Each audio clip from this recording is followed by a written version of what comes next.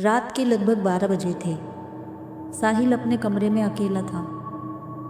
कमरे में सिर्फ एक छोटी टेबल लैंप जल रही थी और हवा बिल्कुल बंद थी। घर के बाकी सभी लोग सो चुके थे। साहिल अपने स्कूल के एग्जाम की तैयारी कर रहा था। तभी बाहर से कुत्तों के भौंकने की आवाज आने लगी और कभी घड़ी की टिक टिक गूंज जाती। सब कुछ शांत था। तभी एक हल्की सी आवाज हुई। साहिल ने देखा, दरवाजा थोड़ा खुल गया था। वो थोड़ा हैरान हुआ, सोचा शायद हवा से हुआ होगा और उठकर जाके दरवाजा बंद कर दिया। वापस कुर्सी पर बैठकर फिर से पढ़ाई शुरू कर दी। कुछ देर बाद फिर वही आवाज, इस बार थोड़ी तेज, और दरवाजा दोबारा खुल गया। अब उसका पूरा ध्यान उधर की साइड गया। उसने टॉर्च निकाली और दरवाजे के पास जाकर देखा।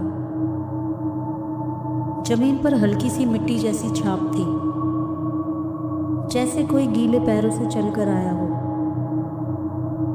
उसने कुंडी लगाकर दरवाजा जोर से बंद कर दिया।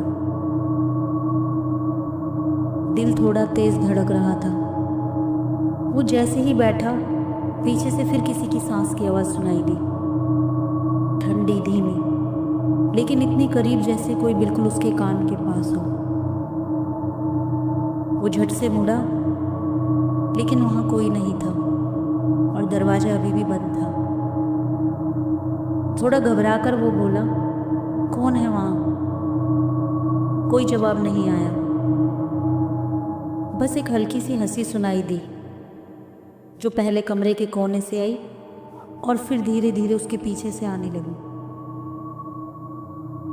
अब हवा और ठंडी लग रही थी।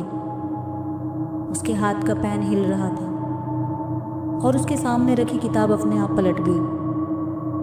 किताब के एक पन्ने पर लिखा था, मैं अंदर आना चाहता हूँ। साहिल ने देखा और बोला, तुम कौन हो? तभी एकदम से बल्ब झिलमिलाया और दरवाजे की कुंडी अपने आप खुल गई। दरवाजा धीरे धीरे करके खुलने लगा। अंदर से किसी की सांस लेने की आवाजें आने लगी, पर दिखाई कोई नहीं दे रहा था। साहिल डर के मारे पीछे हटा। कुर्सी से टकराकर एकदम से वो गिर गया। फिर उसके कान के पास से एक फुसफुसाहट आई, बंद क्यों कर दिया? मुझे तो अंदर आना था। लाइट अचानक बंद हो गई। कुछ सेकंड तक पूरे घर में अंधेरा छा गया। फिर एक जोर से आवाज आई, जैसे कोई जमीन पर गिर गया हो। अगली सुबह साहिल के पिताजी ने दरवाजा तोड़ा। अंदर टेबल लैंप अभी भी जल रहा था। किताब खुली हुई थी, पर कुर्सी पर कोई भी नहीं था। बस दीवार पर लिखा हुआ था, अब मैं अंदर आ गया हूं। लेकिन कहानी यहीं खत्म नहीं होती।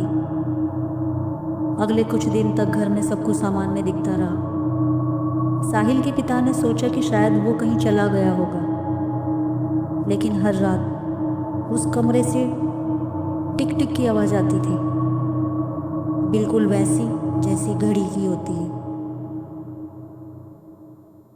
पर अब घर की कोई घड़ी भी नहीं चल रही थी। तीसरे दिन उसकी माँ ने डरते हुए दरवाजा खोला। कमरा पहले जैसे ही था। किताबें उसी पन्ने पर खुली और अभी भी टेबल लैंप जल रहा था और हवा अभी भी बंद थी। जैसे ही माँ ने कांपते हुए हाथ से किताब उठाई, उस पर लिखा था, एक आ गया है, बाकी सबका इंतजार है। उसी रात घर के बाकी तीनों कमरे अपने आप बंद हो गए।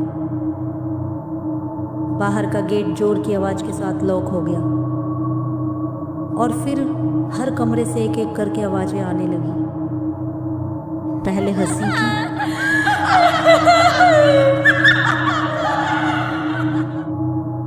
फिर चीख, और फिर सिर्फ सन्नाटा। सुबह जब पड़ोसी आए तो पूरा घर अंदर से बंद था। खिड़कियों पर काले निशान थे और अंदर से आती थी बस एक फुसफुसाहट, हम सब अंदर आ गए हैं। उस दिन के बाद वो घर कभी नहीं खुला। लोग आज भी कहते हैं कि रात को अगर कोई इस गली से गुजरता है तो खिड़की से अब भी एक लड़का दिखाई देता है जो किताब खोलकर बैठा हुआ है और उसके पीछे कुछ साए खड़े हैं जो सिर्फ मुस्कुरा रहे हैं।